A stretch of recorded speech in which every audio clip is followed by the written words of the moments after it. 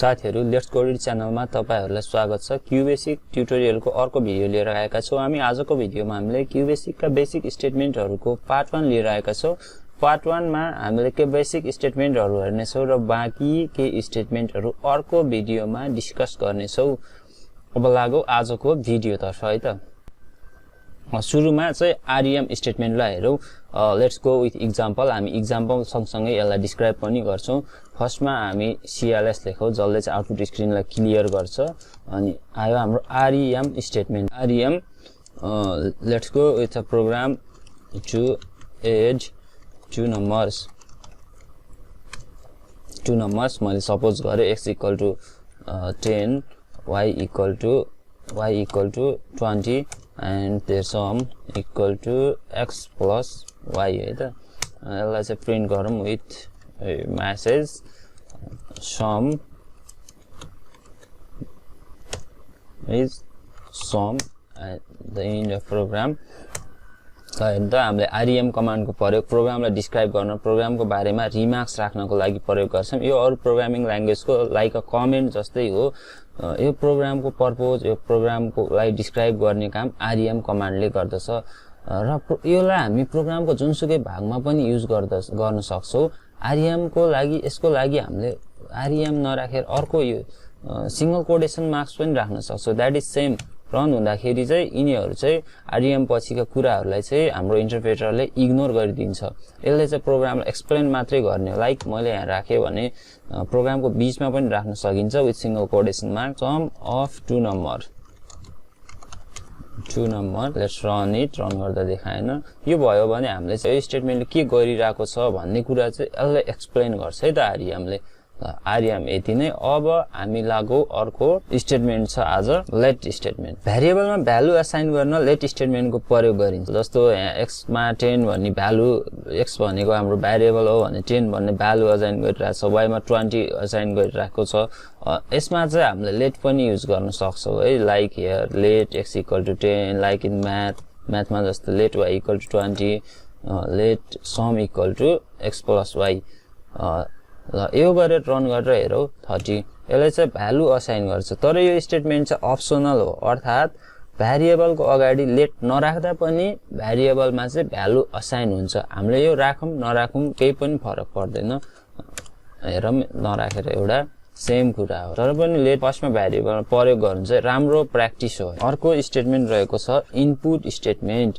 हामीले इनपुट स्टेटमेन्टको बारेमा हेरौं। इनपुटले युजरले किबोर्डबाट दिएको डाटालाई भेरिएबलमा स्टोर गर्नको लागि मद्दत गर्दछ। लाइक इन हामीले यहाँ x मा 10 भन्ने भ्यालु हामीले अहिले आफै असाइन गरिरहेको छौं, y मा चाहिँ 20 भनेर असाइन गरिरहेको छ। यो भ्यालु चाहिँ हामीले किबोर्डबाट इन्ट्री गर्नु पर्यो भने के गर्ने त? युजरलाई चाहिँ किबोर्डबाट इन्ट्री गराउनु पर्यो र x मा स्टोर गर्नु पर्यो भने हामीले इनपुट स्टेटमेन्ट प्रयोग गर्छौं। ल हेरौं। Like input enter first number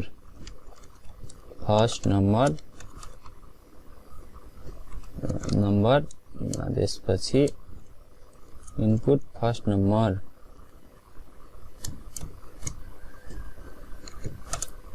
and semicolon।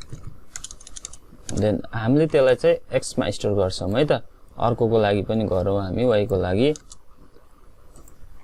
लागि इनपुट अब के गर्ने त second number enter second number भनेको के छ त हाम्रो y छ। ल हेर्नु त अघिको जस्तै सेम प्रोग्राम हो। अघि हामीले चाहिँ x मा 10 y मा 30 राखेको थियो भने अहिले चाहिँ हामीले आफै भ्यालु दिने है त किबोर्डबाट। ल हेर्नु त यहाँनिर आउटपुट स्क्रिनमा व्हाट लेखेर अडिराख्छ आउटपुट स्क्रिन चाहिँ। जबसम्म हामीले किबोर्डबाट डाटा टाइप गर्दैनौं, भ्यालु टाइप गर्दैनौं त्यति बेलासम्म अडिन्छ। ल मैले 10 टाइप गरे अनि इन्टर थिच्नु पर्छ। अर्को नम्बरको लागि अडिरहेको छ मैले 20 थिचे, सम इज 30। यसको आउटपुट यही हो।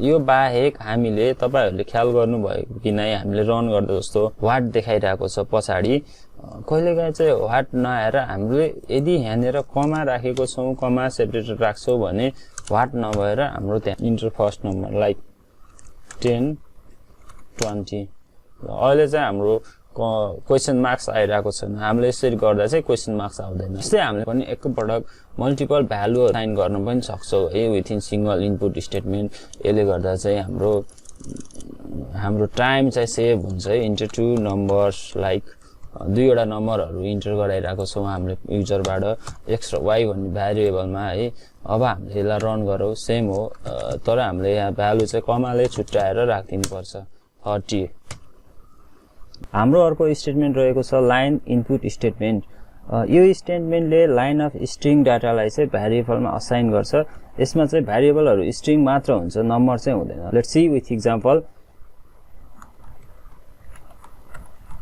line input suppose what is your name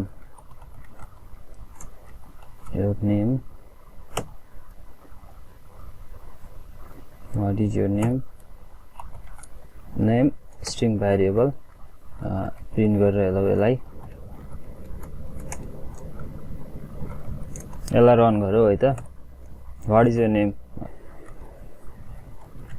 my name is Bob like this यदि धेरै डाटाहरु हामीले कुनै भेरिएबलमा स्ट्रिङ भेरिएबलमा स्टोर गर्नु पर्यो भने हामीले चाहिँ लाइन इनपुट प्रयोग गरिन्छ है त यति नै हो लाइन इनपुटको बारेमा लास्ट स्टेटमेन्ट थियो इन्ड स्टेटमेन्ट भनेको प्रोग्रामको इन्ड भएको जनाउँछ यो भन्दा तलतिर लेखेको कुराहरु चाहिँ हाम्रो इन्टरप्रेटरले चाहिँ एक्जिक्युट गर्दैन अथवा रन गर्दैन प्रिन्ट 10 लाइक हामीले इन्ड भन्दा पछाडी लेखेर हेरौं What is your name भन्यो मैले के र्यान्डम I am Bob हेर्नु है त सो यहाँ मैले 10 पनि प्रिन्ट गरिरहेको छु छैन आउटपुट स्क्रिनमा देखाइरहेको छैन दैट मीन्स इन्ड भन्ने स्टेटमेन्टले प्रोग्रामको इन्ड भएको जनाउँछ इन्ड भएको कुरा इन्फर्म गर्छ इन्टरप्रेटरलाई है त आजको भिडियो यति नै साथीहरु आजको क्यूबेसिक बेसिक स्टेटमेन्टहरुको पार्ट 1 यति नै बाँकी स्टेटमेन्टहरु हामी पार्ट 2 भिडियो लिएर आउँछौं तपाईहरुलाई पार्ट 2 भिडियो हेर्नु छ भने प्लिज हाम्रो च्यानललाई लाइक सब्स्क्राइब गरिदिनु होला र बेल आइकन थिच्न चाहिँ